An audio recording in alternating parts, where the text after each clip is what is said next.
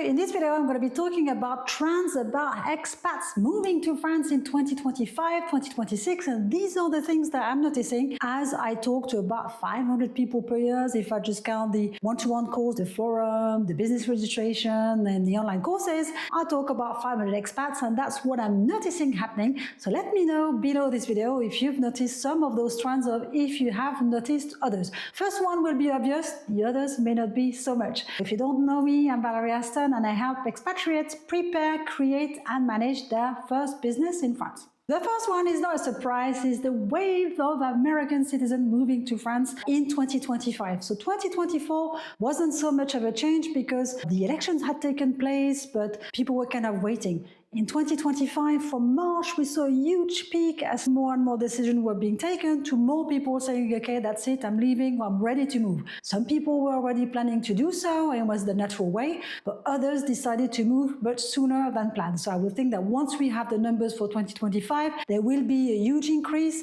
Personally, I see at least 40% increase. From March, it's like going up, and each time there's bad news, there's a flow of more people coming in. You might notice this, for instance, by the sheer increase of YouTube channels and people sharing their experience about moving to France.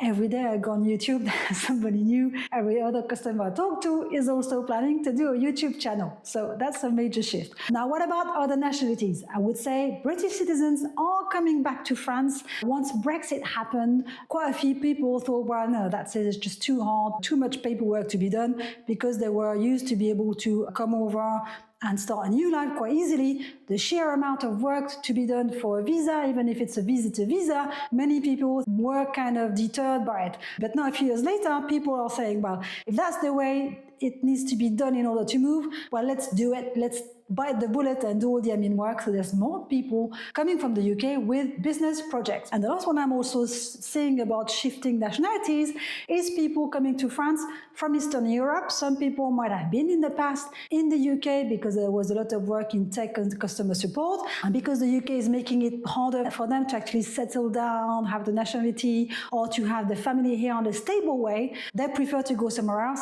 And I'm seeing some of those Eastern European citizens coming to France, very highly skilled people from Eastern Europe who might have worked in tech, customer support, and who are deciding to stay in France because it's just easier as a family to have a stable life. The second trend that I did mention last year, but to me is still going strong, is the retreat and experience-based businesses. So if you have a gîte and Airbnb business, we can see that people are still going for the long holidays, the shorter breaks, but they also want to have a holiday where they're going to get busy. They're going to do something interesting and fun. So they might learn to cook, they might do some art, they might actually go biking, cycling, doing yoga. Those are still very popular and still booming in France. The other thing that I'm also saying is, for instance, couple who might be buying a multi-complex gîte business, 3, 4, 5 gîtes, or a small manor or a small castle, and actually preparing it to also welcome retreats held by other people. To me, there's a potential for this because besides having the summer season, which you kind of fill in yourself because it's always the peak season, June, July, August, in the mid-season and the low season, you can actually fill up your rooms by having people coming to do retreats. And actually, there are many expats who have their own business in France, but they don't have the facilities to welcome their group. Some people might do online courses, online teaching, and they'd be quite happy to actually do a physical retreat locally and welcome the community there. So there is a potential for that. So for instance, someone who might be doing online courses who wants to do locally, could be someone doing yoga teaching, Reiki or whatever, they could do this at your premises. So I think if you open up your project and maybe adapt your premises so you could have a room where you could do workshop or that could work as a studio if it's more like the wellness sector, open up the potential to actually cater for those people as well, because there's a demand for this. Many people can't cater and have their guests staying with them. Two examples of people who are doing this very well is, for instance, Manor and Maker. I know I mention them quite often, but I think they're doing very well. They have their own community in their manor where they're welcoming people who are very keen on crafts and history, that do their own events, but they also open up their place to other people who want to come and do their retreats. Another example is Château Orquevaux. So Château Orquevaux is a beautiful chateau in the middle of the countryside, and their community is artists. And they're doing artist retreats and teaching, and they're doing extremely really well because they're in their niche. So if you're doing a retreat-based property, try to find your niche. What is close to your heart? What can you attract your own community?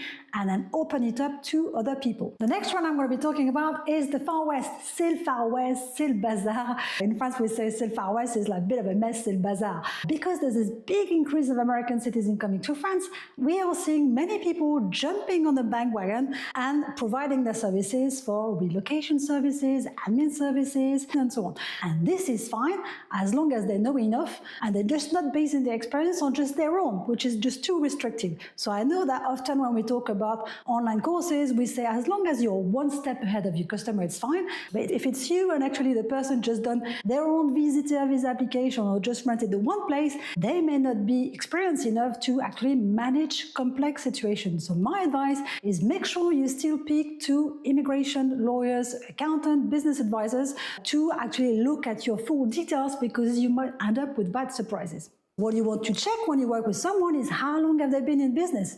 Some of them aren't even registered, or they said that they're an incorporated business and it's two independent people working together, or they say they're working from France and actually they're declared somewhere else. So just check their setup as to whether they're still in business or not, or whether their own setup is actually a bit dodgy. Then look at their reputation. What do people say about them on social network? Because if you go on their website with Trustpilot, you just send a questionnaire to someone when you just finish something and they're happy. If the customer service gets really bad afterwards, it doesn't reflect it. So ask on social network, what is the feedback that you are getting from those? And also ask for referrals from your friends and from your network.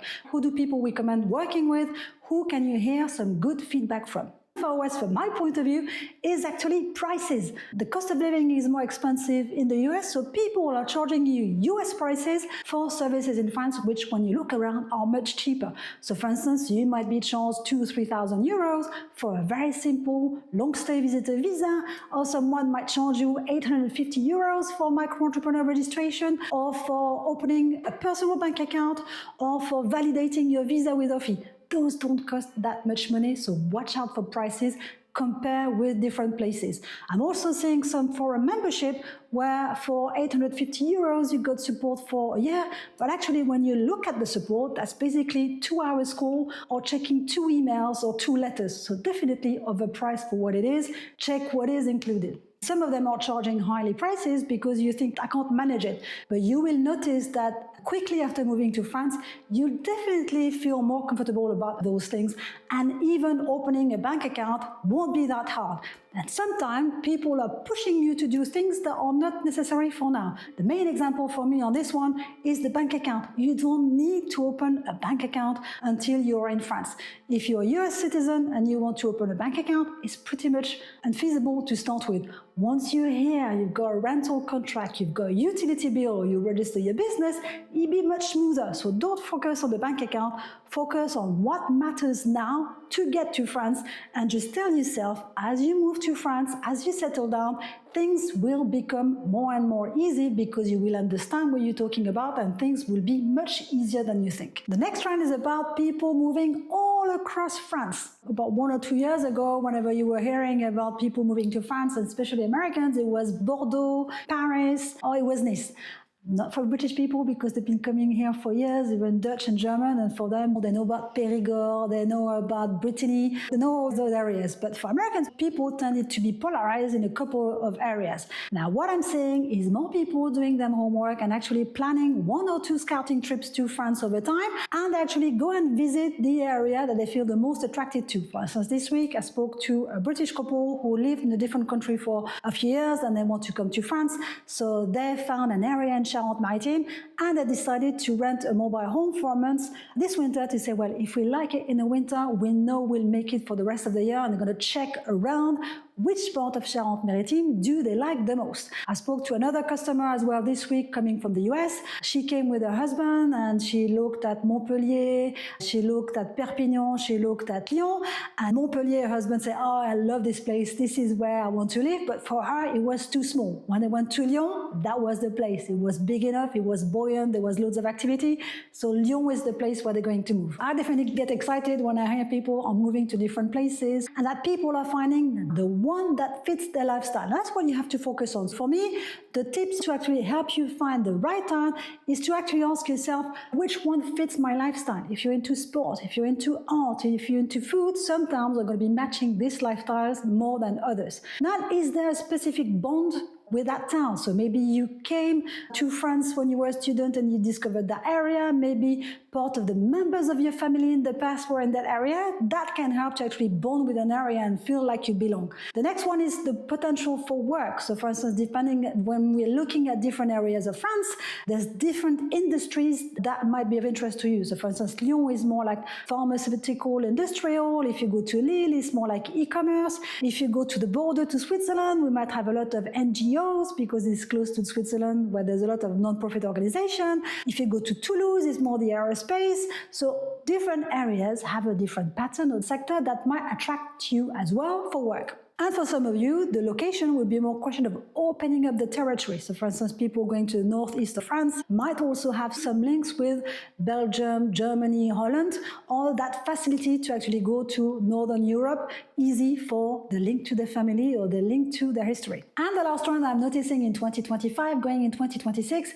is that the tech freelancers and the non-profit freelancers are landing. There's always a delay between what happens in the US and what happens in France, and for sure 2025 has been, we've seen a major shift in terms of political decision that has an impact, for instance, on the non-profit sector. So I'm seeing quite a few people working with charity, working on the environment, working on human rights, actually moving to France and to Europe to work with French and European non-profit organizations working as consultants for those activities and supporting them. So definitely there was some in the past, because every year I see quite a few people coming to work with the UN, or they might work in Southeast Asia or Africa. But this year, a big increase of other types of consultants working with charities, foundations, environments, and human rights. Now, the only thing is that some of those non-profit associations, organizations, NGOs would also be impacted. I know, for instance, that the UN mentioned they would stop a few of their contracts or not renew some of their contracts in Europe. So it's one to keep an eye on.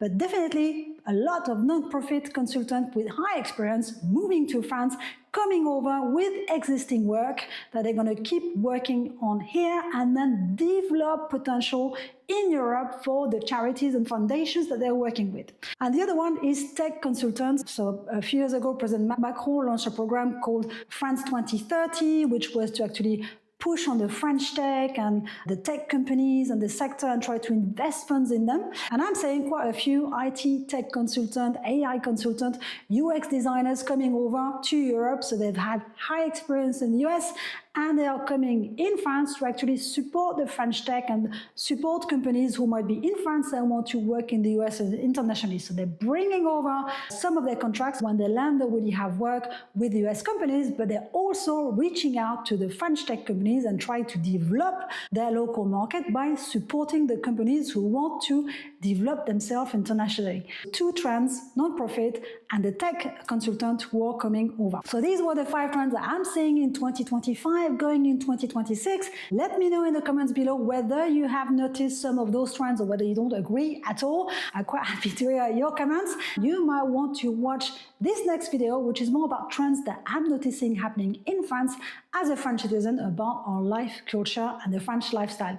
Voilà, merci, à bientôt.